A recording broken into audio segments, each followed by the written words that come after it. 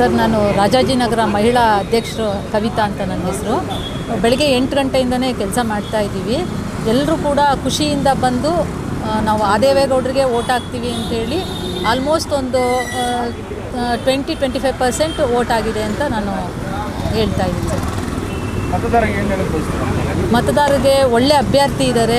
ಈ ಅಭ್ಯರ್ಥಿನ ಗೆಲ್ಲಿಸಿ ನಿಮಗೆ ಎಲ್ಲದಕ್ಕೂ ಗ್ರ್ಯಾಜುಯೇಟ್ ಮೇಲ್ಮನೆ ಇದಕ್ಕೆಲ್ಲದಕ್ಕೂ ಅವ್ರ ಕಡೆಯಿಂದ ತುಂಬ ಬೆನಿಫಿಟ್ ಆಗುತ್ತೆ. ಒಳ್ಳೆ ವ್ಯಕ್ತಿ ಆಗಿರೋದ್ರಿಂದ ಅವ್ರನ್ನ ಗೆಲ್ಲಿಸಿ ಅಂತ ನಾವು ಅವ್ರನ್ನ ಮತದಾರರನ್ನ ಕೇಳ್ಕೊತಾ ಇದ್ದೀವಿ ಸರ್. ಸರ್, ರಿಸಲ್ಟಲ್ಲಿ ನಮ್ಮ JDS 3 ಕ್ಷೇತ್ರದಲ್ಲಿ ನಾವು ಗೆಲ್ತೀವಿ ಅನ್ನೋ ಆತ್ಮವಿಶ್ವಾಸ ನಮಗಿದೆ. ಮತ್ತು ಮೋದಿಜಿಯವರ ಆಡಳಿತನ ನಮ್ಮ ಇಡೀ ದೇಶನೇ ಒಪ್ಕೊಂಡಿರೋದ್ರಿಂದ ಮತ್ತೆ ಮೋದಿಯವರೇ ಪ್ರಧಾನಮಂತ್ರಿ ಆಗ್ತಾರೆ ಅನ್ನೋದು ನಮ್ಮೆಲ್ಲರ ಆಸೆ. ಮತ್ತು ಈ ಜನ ಆಸೆ ಅವರೇ ಕೂಡ ಇರಬೇಕು ಅನ್ನೋದು ನಾವು ಆಸೆ ಪಡ್ತೀವಿ ಸರ್. ಖಂಡಿತ ಇದೆ ಸರ್, ಖಂಡಿತ ಇದೆ. ಎಲ್ಲರೂ ಕೂಡ BJPನಲ್ಲಿ ಆದೇವೇಗೌಡರೇ ಬೇಕು ಅಂತಲೇ ಹುಡ್ಕೊಂಡು ಬಂದು ಎಲ್ಲರೂ ವೋಟ್ ಹಾಕ್ತಾ ಇದ್ದಾರೆ ಸರ್.